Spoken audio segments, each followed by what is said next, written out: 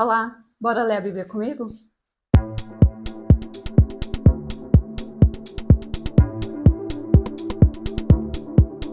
Ontem nós lemos Juízes, capítulo 1, e hoje a gente vai ler Juízes, capítulo 2, e também Atos. Nós lemos ontem capítulo 1 e hoje nós vamos ler o 2.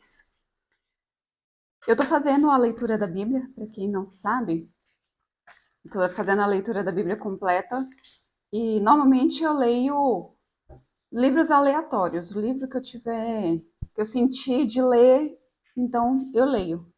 Mas dessa vez eu tô vindo seguindo na ordem.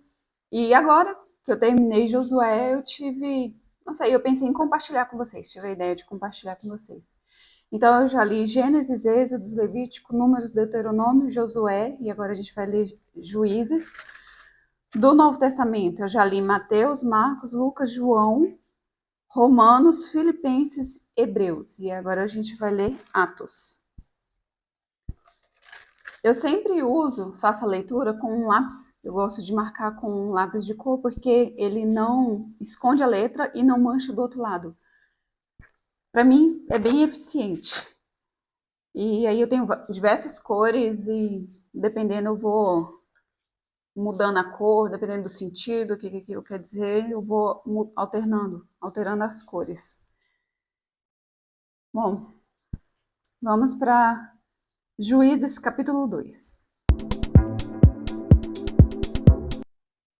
Fala assim: O anjo do Senhor foi a Gilgal, a Boquim, e disse: Eu tirei vocês do Egito e os trouxe à terra que, sob juramento, havia prometido aos seus pais.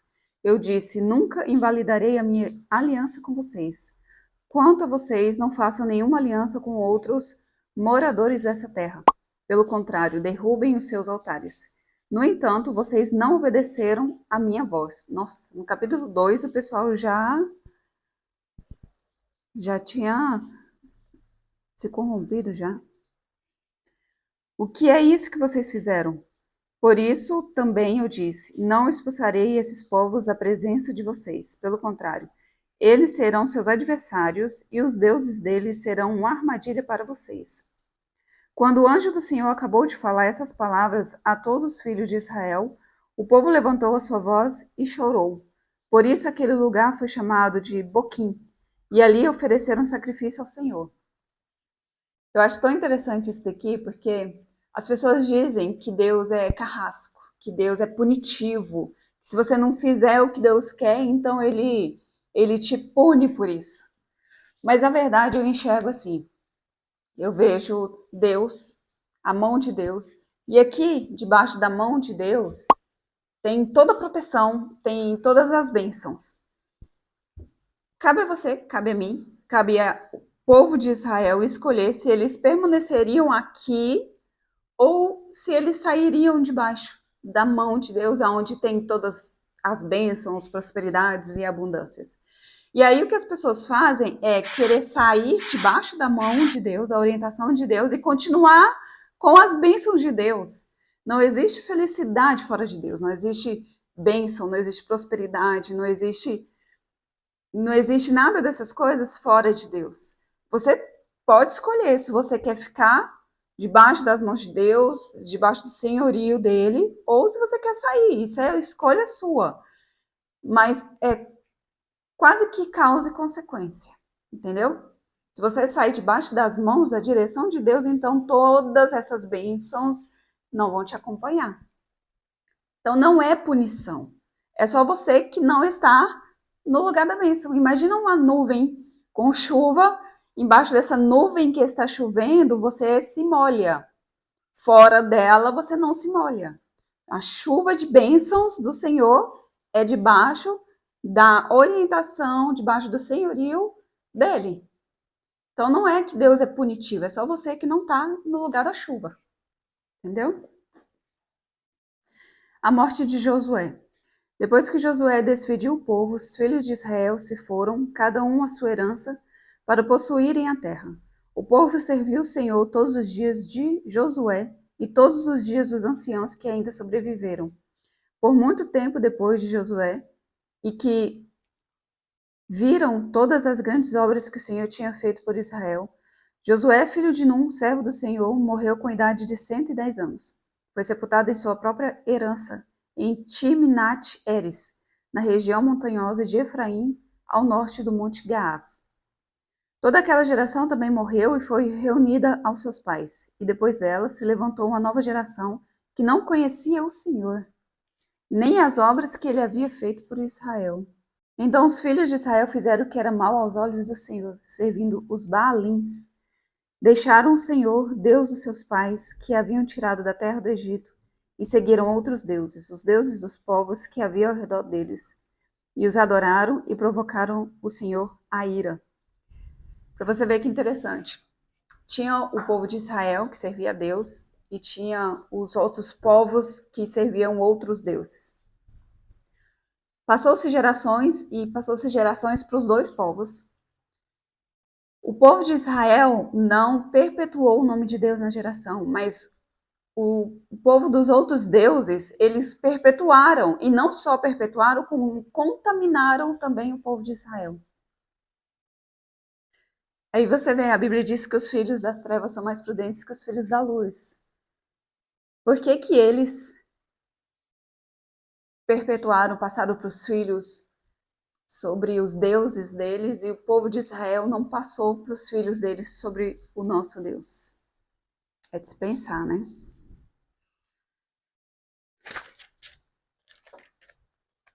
Porque deixaram o Senhor e serviram a Baal e a Astarote. A ira do Senhor se acendeu contra Israel, e ele os entregou nas mãos de ladrões que os despojavam do que possuíam. Ele os envergonhou nas mãos dos seus inimigos ao redor, e não puderam mais resistir a eles. Por onde quer que fossem, a mão do Senhor estava contra eles para seu mal, como o Senhor lhes tinha dito e como lhes havia jurado, e estavam em grande aperto. Então o Senhor suscitou juízes que os livraram das mãos dos que o atacavam e roubavam. Mas eles não obedeceram aos seus juízes, pelo contrário, se prostituíram com outros deuses e o adoraram.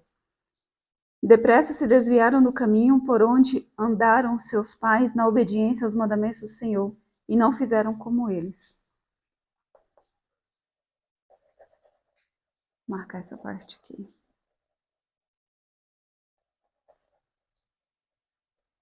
Quando o Senhor lhe suscitava juízes, o Senhor estava com o juiz e os livrava da mão dos seus inimigos, todos os dias aquele juiz, porque o Senhor se compadecia dele, até o seu gemido por causa dos que os afligiam e oprimiam. Mas quando o juiz morria, eles voltavam a viver como antes e se tornavam piores do que os seus pais, segundo outros deuses, servindo-os e os adorando. Não abandonavam nenhuma das suas práticas, nem a sua obstinação. Por isso a ira do Senhor se acendeu contra Israel, e ele disse: porque este povo transgrediu a minha aliança que eu havia ordenado a seus pais, e não deu ouvidos à minha voz, também eu não expulsarei mais diante deles nenhuma das nações que Josué deixou quando morreu. Por meio delas vou pôr Israel à prova, para ver se o povo guardará ou não o caminho do Senhor, como seus pais o guardaram. Assim o Senhor deixou que aquelas nações ficassem e não os expulsou.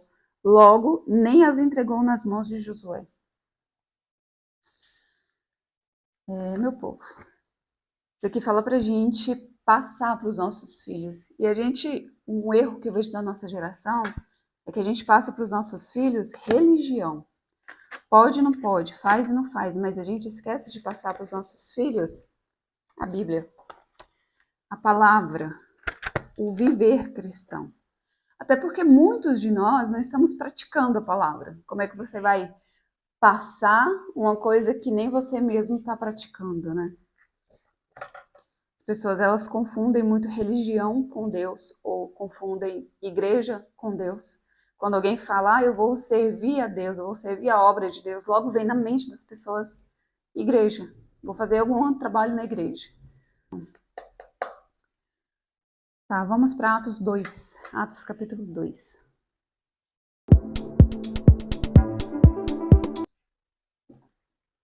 Aqui para mim são meio-dia. Tá dando meio-dia agora. Eu normalmente leio a Bíblia de manhãzinha eu levanto cedo, faço minha atividade física, volto para casa, tomo um banho e na hora do café da manhã eu pego a Bíblia e faço a leitura. Mas hoje, como eu estou fazendo jejum, estou encerrando agora um jejum com esse... fiz um suco de couve com laranja, então eu estou encerrando o jejum agora. Um jejum de 18 horas. Conta pra mim nos comentários que hora que você tá vendo esse vídeo, a que hora que você tá fazendo essa leitura aqui também comigo e a que hora você costuma fazer a leitura da Bíblia. Deixa aqui nos comentários pra gente ficar sabendo. Bom, vamos ler então Atos 2. Diz assim: Ao cumprir-se os dias de Pentecostes, estavam todos reunidos no mesmo lugar. De repente veio do céu um som como de um vento impetuoso e encheu toda a casa onde estavam sentados. E apareceram distribuídas entre eles línguas como de fogo, as quais pousaram sobre cada um deles. Todos ficaram cheios do Espírito Santo e começaram a falar em outras línguas, segundo o Espírito lhe concedia que falassem. Estavam morando em Jerusalém judeus, homens piedosos, vindo de todas as nações debaixo do céu. Assim, quando se fazia ouvir aquela voz, afluía a multidão, que foi tomada de perplexidade, porque cada um ouvia falar na sua própria língua. Estavam atônitos e se admiravam, dizendo: Vejam, não são galileus todos esses que aí estão falando? Então, como os ouvimos falar, cada um em nossa própria língua materna? Somos partos, medos, elamitas e os naturais da Mesopotâmia, Judeia, Capadócia, Ponto e Ásia, da Frígia, da Panfilia, do Egito e das regiões da Líbia, nas imediações de Cirene e romanos que aqui residem, tanto judeus como prosélitos, cretenses e árabes. Como os ouvimos falar sobre as grandezas de Deus em nossa própria língua? Todos atônitos e perplexos perguntavam uns aos outros: O que será que isso quer dizer? Outros, porém, zombavam, dizendo: Estão bêbados. Aqui a gente precisa fazer a distinção de uma coisa. Tem o falar em línguas estranhas, a manifestação do Espírito Santo através da nossa vida, no momento de oração. Mas o que aconteceu aqui em Atos 2, que a gente acabou de ler, eu posso até repetir para vocês entenderem, não foi língua dos anjos, não foi línguas estranhas aqui em Atos 2. Eles falavam em línguas de outras nacionalidades. Em todas essas que estavam escritas aqui, né? Partos, médios, elamitas, os naturais da Mesopotâmia, Judéia, Capadócia, Ponto, Ásia, Frígia, Egito, todas essas línguas eles estavam sendo faladas por pessoas que não falavam esses idiomas. Então foi o que aconteceu ali. Todo mundo falando língua de todo mundo, de todas as nacionalidades. E o que eles falavam? Eles falavam sobre a grandeza de Deus. Olha aqui, ó, como os ouvíamos falar sobre as grandezas de Deus em nossas próprias línguas.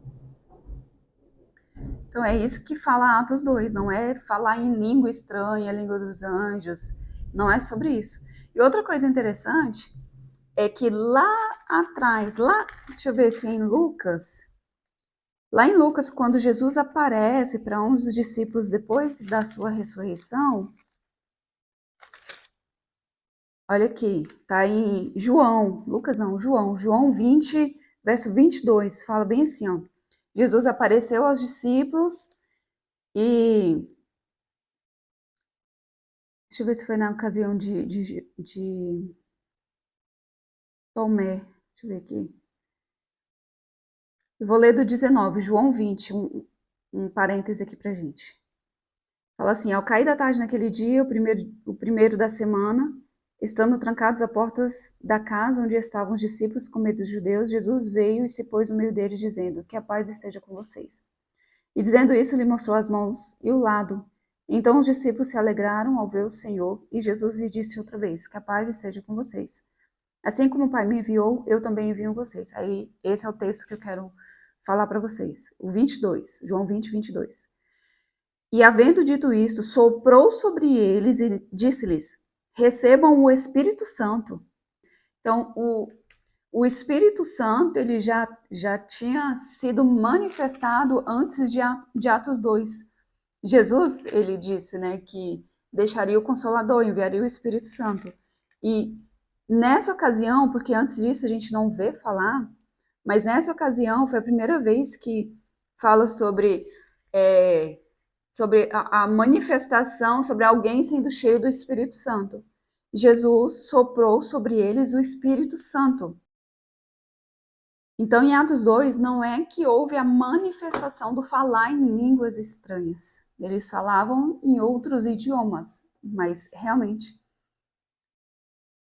o Espírito Santo desceu ali em Atos 2. Todos ficaram cheios do Espírito Santo e começaram a falar em outras línguas, segundo o Espírito lhes concedia que falassem.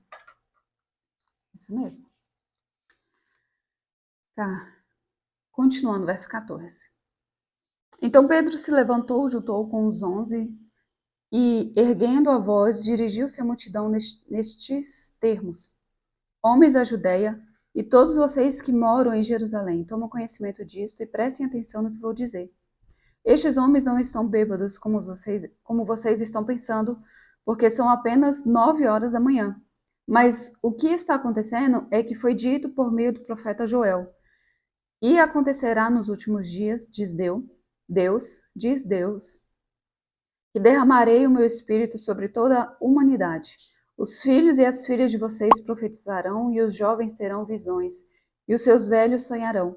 Até sobre os meus servos e sobre as minhas servas derramarei o meu espírito naqueles dias, e profetizarão. Mostrarei prodígios em cima do céu e sinais embaixo da terra: sangue, fogo e nuvem de fumaça. O sol se transformará em trevas e a lua em sangue, antes que venha o grande e glorioso dia do Senhor. E acontecerá que todo aquele que invocar o nome do Senhor será salvo. Israelitas, escutem o que vou dizer. Jesus, o Nazareno, homem aprovado por Deus diante de vocês, com milagres, prodígios e sinais, os quais o próprio Deus realizou entre vocês por meio dele, como vocês mesmos sabem, a este entregue conforme o plano determinado e a presciência de Deus. Vocês mataram, crucificando-o por meio de homens maus. Porém, Deus o ressuscitou, livrando-o da agonia da morte, porque não era possível que fosse retido por ela. Porque Davi fala a respeito dele, dizendo: Eu sempre vi o Senhor diante de mim, porque ele está à minha direita, para que eu não seja abalado. Por isso meu coração se alegra e a minha língua exulta. Além disso, também a minha própria carne repousará em esperança. Porque não deixarás a minha alma na morte, nem permitirás que o teu santo veja corrupção. Fizeste-me conhecer os caminhos da vida e me encherás de alegria na tua presença. Irmãos, permitam-me falar-lhes claramente a respeito do patriarca Davi. Ele morreu e foi sepultado, e os seus túmulos permanecem entre nós até hoje. Sendo, pois, profeta e sabendo que Deus lhe havia jurado que um dos seus descendentes se assentaria no seu trono, prevendo isso, referiu-se à ressurreição de Cristo, que nem foi deixado na morte, nem no seu corpo experimentou corrupção. Deus ressuscitou este Jesus, e disto todos nós somos testemunhas. Exaltado, pois, à direita de Deus, tendo recebido o Pai a promessa do Espírito Santo, derramou isto que vocês estão vendo e ouvindo. Porque Davi não subiu aos céus, mas ele mesmo afirma: Disse o Senhor ao meu Senhor: Sente-se à minha direita, até que eu ponha os seus inimigos por estrado dos seus pés. Portanto, toda a casa de Israel esteja absolutamente certa de que a este Jesus vocês crucificaram, Deus o fez Senhor e Cristo. Quando ouviram isto, ficaram muito comovidos e perguntaram a Pedro e aos demais apóstolos: Que faremos, irmãos? Pedro respondeu: Arrependam-se e cada um de vocês sejam batizado em nome de Jesus Cristo para a remissão dos seus pecados, e vocês receberão o dom do Espírito Santo, porque a promessa é para vocês e para os seus filhos e para todos os que ainda estão longe, isto é, para todos aqueles que o Senhor nosso Deus chamar. Com muitas outras palavras deu testemunho e exortava-os, dizendo: Salvem-se dessa geração perversa.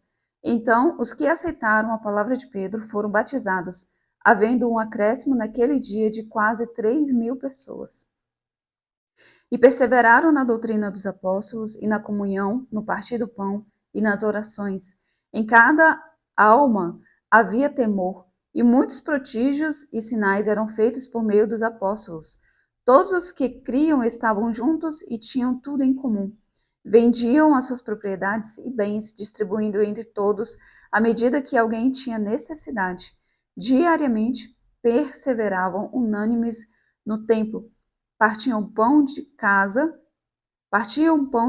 em casa e tomavam as suas refeições com alegria e singeleza no coração, louvando a Deus e contando com a simpatia de todos os povos. Enquanto isso, o Senhor lhes acrescentava dia a dia o que iam sendo salvos. Que o Espírito Santo possa falar no seu coração com essa palavra e que ela possa estar gravada no seu coração.